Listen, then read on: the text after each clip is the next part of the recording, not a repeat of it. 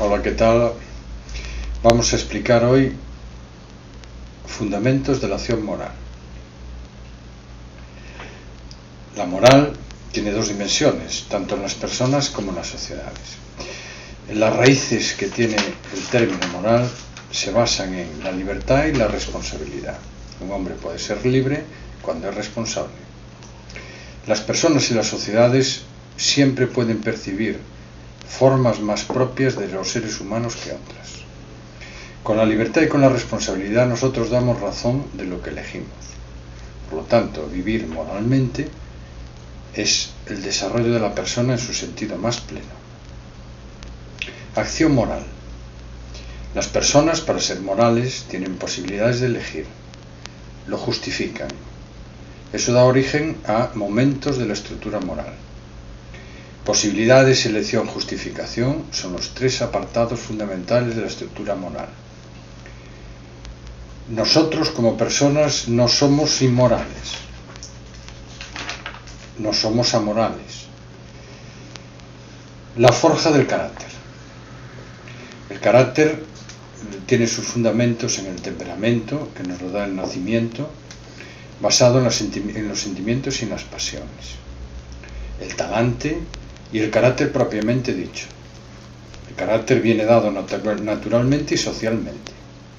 Para adquirir un nuevo carácter, según elijamos las propiedades que mejor nos realizan como personas. Las propiedades, según lo dice Zubiri y Aranguren, dicen que son por naturaleza o por apropiación. Las propiedades nuevas, repetición de actos en una misma dirección, da origen a hábitos, a veces vicios, y también virtudes. ¿Cuáles son los virtudes y los vicios? A eso responde la conciencia moral.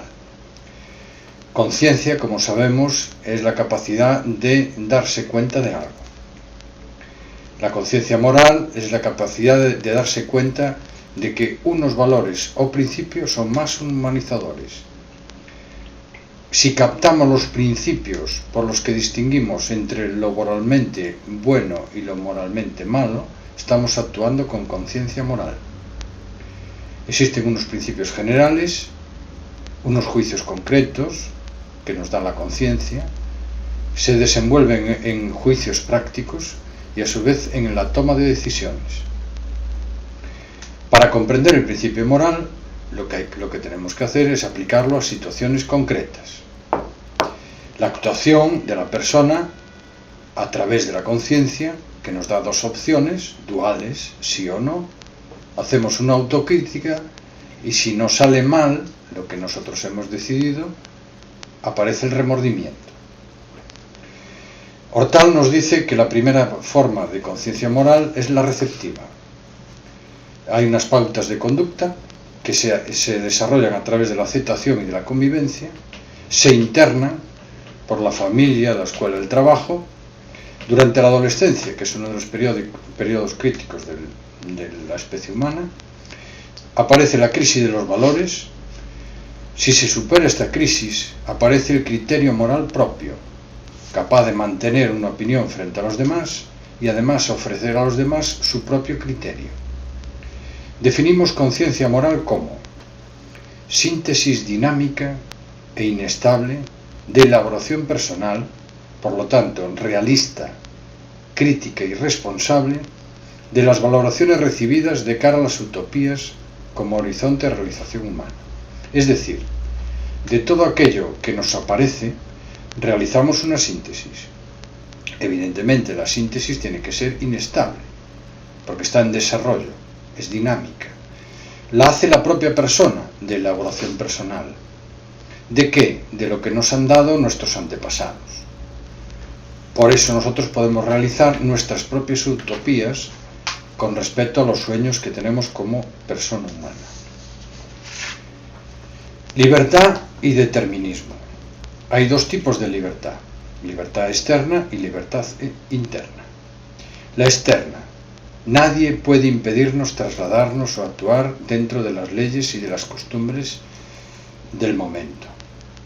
Solo hay momentos en periodos históricos donde hubo prisión, dictadura, etc., ¿no? Luego tenemos libertad interna. es decidir por uno mismo lo que queremos conseguir, una cosa o la otra. Se llama también libertad de la voluntad. Hay distintas posiciones filosóficas. La primera, el determinismo. Los griegos, a los que nos remontamos, nos decían: buscan las causas de todas las cosas. Todo lo que acontece tiene una causa. Libertad interna, facultad de la voluntad para actuar sin ser determinada, capaz de iniciar una serie de causas sin que el acto que inicie la serie tenga una causa. En estos momentos aparece una aporía. Nada acontece sin causa, determinismo. Sin embargo, tenemos ocasiones para actuar libremente. Dos posiciones claramente diferenciadas: condicionamiento y determinación. El condicionamiento nos dice: no hay libertad absoluta total, pero somos responsables de nuestros propios actos. Y la determinación: niegan la posibilidad de comportarse con libertad. Luego tenemos el determinismo cosmológico, el destino. Aparece Heráclito en el siglo VI, V a.C. y los estoicos en el siglo IV a.C. Heráclito nos dice: todo se explica por alguna razón. Tiene que haber una primera razón, una razón común. Da origen a una ley que rige el universo. Los estoicos tomarán esa razón como ley universal y por lo tanto el destino, la predestinación, el fatalismo.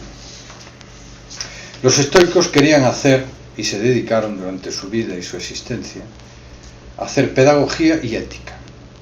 Nos ilustraban cómo obrar para intentar asegurar la paz interior mediante ser insensible al sufrimiento y a las opiniones ajenas.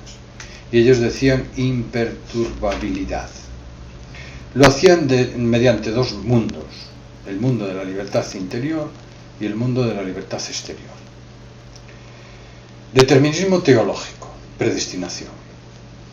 Se produce alrededor del siglo XVI, momento fundamental, la Reforma Protestante. Nos dice: el ser humano carece de libre albedrío, está predestinado. Se produce la Contrarreforma Católica y se añaden dos factores. Si Dios lo sabe todo, será porque determinó las cosas según su criterio. Si es la causa de todo, será también de las acciones humanas. Los católicos, contra la Reforma, nos dice: Dios y las personas son los autores conjuntos de los actos humanos. Recordaros que decía el protestantismo que el ser humano carecía de libre albedrío. Sin embargo, los católicos añaden: Dios y la persona son los autores de los actos humanos. Luego aparece el determinismo científico. La ciencia nos da razón de la conducta humana.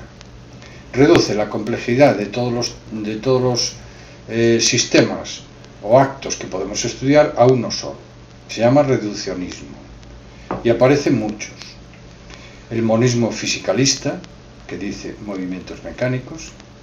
Determinismo fisiológico, Pavlov, y nos dice reflejos condicionados. El determinismo psicoanalítico, Freud, nos dice: el obrar humano es movido por el inconsciente. El determinismo económico, mediante el marxismo. El genético, causas genéticas son la causa de nuestros actos. Y el psicológico, con Leibniz, que nos dice: la conducta está regida por lo que más atrae a nuestra voluntad. Estas posiciones filosóficas, evidentemente, son criticadas. Y nos dice: solo podemos ser libres si somos responsables de nuestros actos, si tenemos creatividad, si aparte de eso somos morales, políticos, religiosos y jurídicos. Kant nos dice: la causa de la investigación científica, para hallar esa causa tenemos dos tipos de usos: el uso regulativo y el uso constitutivo. El uso regulativo: todo fenómeno está producido por una causa, aunque el método no tiene por qué coincidir con la realidad.